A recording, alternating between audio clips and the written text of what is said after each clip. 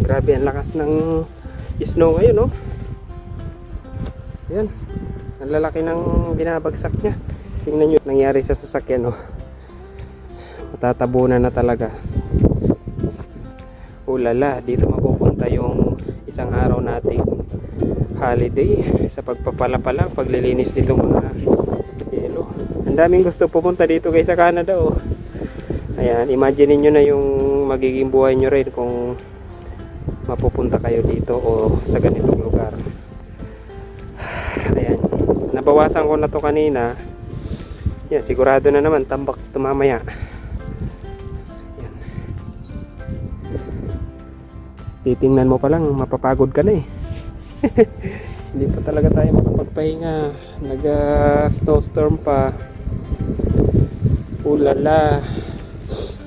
April na guys, pero parang kakasimula pa lang ng winter dito sa Quebec.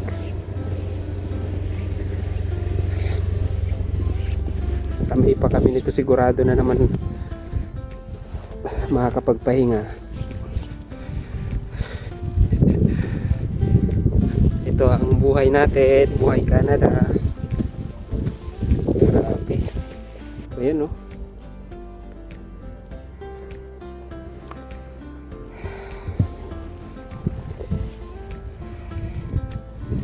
Alright.